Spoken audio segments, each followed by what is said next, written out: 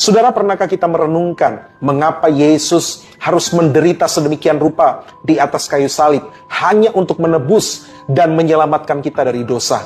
Mengapa harus tangan Yesus yang dipaku di atas kayu salib? Oh, tangan Yesus tidak pernah pukul orang, tidak pernah tampar orang. Tangan Yesus tidak pernah menunjuk-nunjuk dengan kasar. Tangan Yesus tidak pernah nyolong, tidak pernah mencuri apa yang bukan miliknya. Seharusnya tangan kitalah yang terpaku di sana. Karena tangan kitalah tangan yang kotor, tangan yang jahat, tangan yang najis yang melakukan begitu banyak dosa.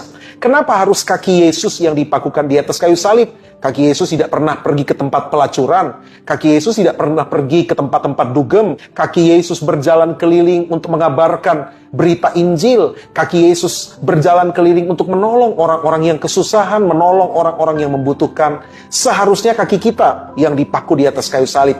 Kaki kita lah yang seharusnya kalau hari Minggu, hari di mana kita beribadah ke gereja, kaki kita hanya melangkah ke tempat piknik, ke mall misalnya, tidak mau datang beribadah kepada Tuhan. Jadi harusnya kaki kita yang dipaku di atas kayu salib. Kenapa harus kepala Yesus yang dimahkotai dengan mahkota duri, saudara? Kepala Yesus tidak punya pikiran bagaimana menjahati orang, bagaimana balas dendam. Kepala Yesus berisi pikiran yang suci, pikiran yang murni, pikiran yang kudus. Justru kepala kita ini yang berisi pikiran kotor lah, pikiran cabul lah, pikiran yang jahat tentang orang lain, selalu berpikiran negatif tentang orang lain, bahkan ke rekan sejemaat, rekan sepelayanan, bahkan kepada hamba-hamba Tuhan. Saudara, kepala kita lah yang seharusnya ditusuk dengan duri dari mahkota duri.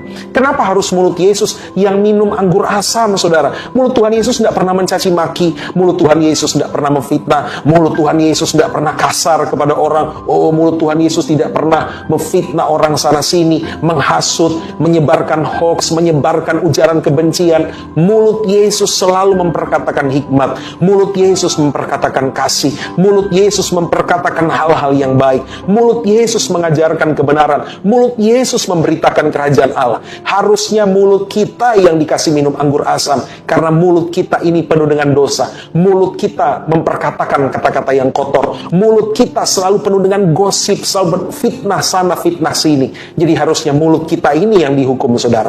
Tetapi jika harusnya kita yang dihukum di atas kayu salib dan mengalami penderitaan sedemikian rupa sebagai buah akibat dari dosa-dosa dan pelanggaran hidup kita, lantas kenapa Yesus yang harus menggantikan posisi kita di atas kayu salib? Saudara, hanya ada satu alasannya, yaitu kasihnya yang begitu besar bagi Anda dan saya. Dia sangat mengasihi kita, makanya dia mau menggantikan posisi kita di atas kayu salib.